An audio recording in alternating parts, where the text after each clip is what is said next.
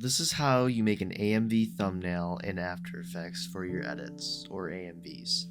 First, you're going to have your characters, or character, I'm using 2 in this case. You're going to want to rotoscope them out. So just click the rotoscope button, double click on your layer, and just trace along their bodies and face, etc. You know, it's not perfect, but it does a pretty decent job. You can press Alt too, or hold Alt, and it will delete sections of it.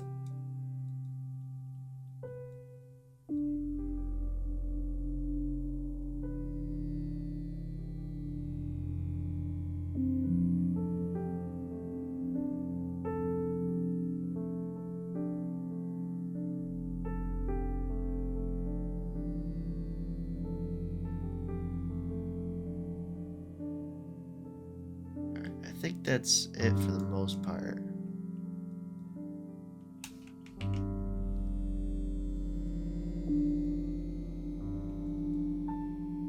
I don't worry too much about the hair. I mean, it's not gonna be perfect, but you know. Now press freeze once you are done, and it should look like that. Next, you're gonna want a background. You can look up backgrounds. There's a pack I use, Molab's 300 free overlay pack. I can link in the description. But I'm going to use something like this because I want a blue background. Scale it up. The first effect you're going to use is curves on your character layer. You're going to be mostly changing the channel. So go to red. And before you change any of this, go to this button right here, click it, and click red. And you're going to want to match up your character color with the background. So this will be darker, you know, like that. And the next one will be green, so change that to green, this.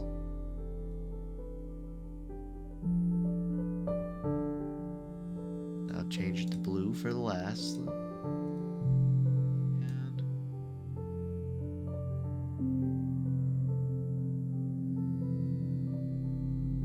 there you go. Easy.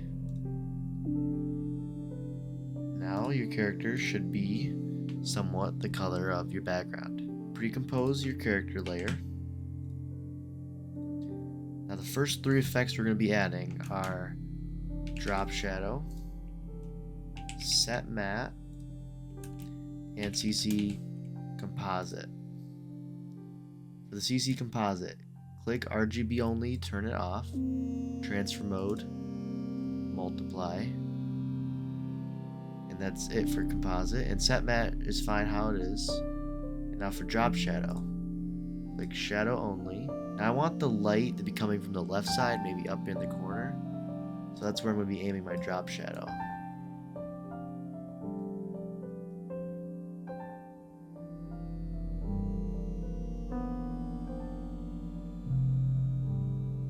You know, something like this.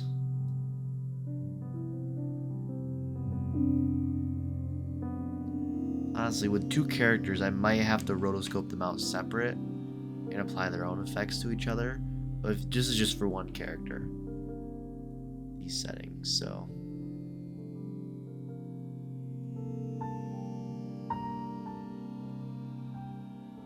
Yeah, I think that's good. For the next step, duplicate your character layer, and on the second layer, delete all the effects. Now, before you move on, make sure you pre-compose your background. It's very important. Alright, for the second layer, second character layer, add Crates Light Warp. That's a plugin you can get for free. The view will be Warp Solo, and the background layer, just like the background. Solo this layer out, so you can see this. And then we just want the edges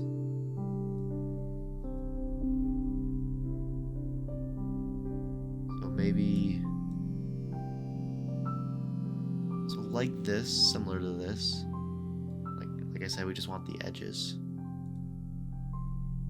Alright. So next, duplicate the layer for a third time. Delete Creates Light Warp. Now we're going to add to the third layer CC Light Sweep. And also Deep Glow. So we'll out that layer. Change the shape to smooth and the light reception to cut out. Change the sweep intensity to 0 and change the width to however wide you want it. Do not move your entire comp. Make sure you clicked on the effect to move this little dot. And you're going to want to angle this where you want your light coming from.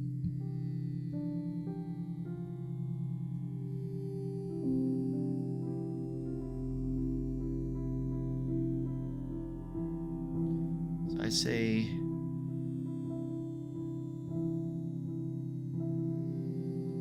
probably right about there. Now if you have this problem where there's light on the other side, you can create a mask. Click the pen tool and just mask out where you don't want it to appear.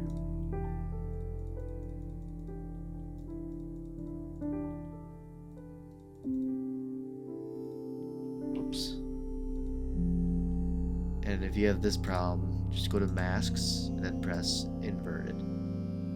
Now when you mask it out, if you have this line problem, just increase the feather a bit and it should go away. And that will be it for that layer. Oh, and also you can change the color of the light sweep to be whatever you want. I'll go for like a dark blue. Yeah, I think that looks good. Alright, so now once you're done all that, pre-compose your character layer. You're going to want to make a solid next. It can be any color, doesn't matter. And add Optical Flares. It's a plugin you can get as well. And for render mode, instead of on black, it's going to be on transparent. And you can put your flare wherever you want. So I'm going to put it top left. And I'm also going to change what it looks like. So you can click options. You'll have a bunch of presets in here that you can use. So I'm just going to go with something blue. Might try that. I also sometimes like to add blur to my background just to make the characters pop a bit. Yeah, that looks good. So if you add Gaussian blur to your background layer and just increase it, it can really make your characters pop. For the next step, you can also add overlays or shock waves or particles. I think I'm going to add particles. And if you want this free pack from Molob, go subscribe to him and get it. I'll leave a link in the description. Shout out to him. Great editor. But anyways, so, you know, something simple. I mean, this might look cool. But,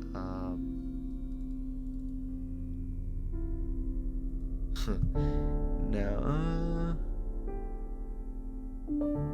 So I do like to use the fire embers and just change the colors of them. Yeah, I think this will work. And change the blending mode to screen. Add VC color vibrance. Change that color.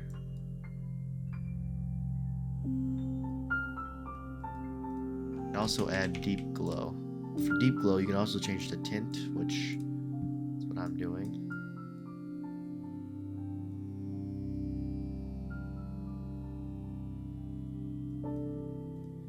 And I don't like that the particles are all over their faces, so I might change the opacity a bit Well, actually, no. I'm gonna mask it out with the eclipse tool. You know, something like this. This is all personal preference, by the way, if you want particles or not, or any type of overlay. Now, once you have all this, and you're done with your overlays and your lighting and everything else, you're going to want some good text. Or maybe not. If you don't, thanks for watching. But if you do want text, make a new text layer. Let's say I want to... This is going to be the thumbnail for this video, so I'll just name it thumbnail. And I'm using the Poppins font.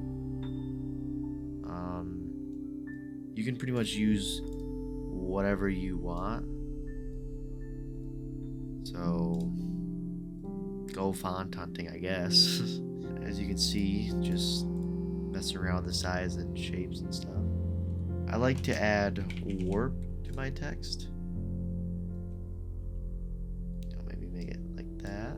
And then optics compensation. And then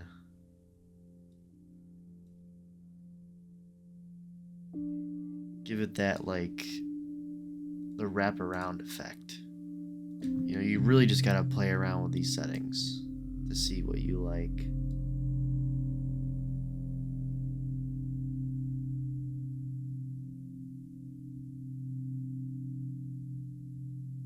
This next trick I like to use is I duplicate the text layer, make the bottom one an overlay, and then on the second layer, I decrease the opacity, so it gives it a transparent effect, as you can see. Once you are done with your text, pre-compose everything.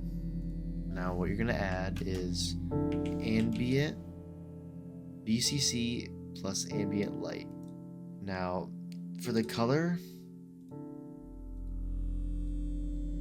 you can choose it pretty much just based off of whatever your background is. So mine's going to be blue, so I'll just choose one of these blue options.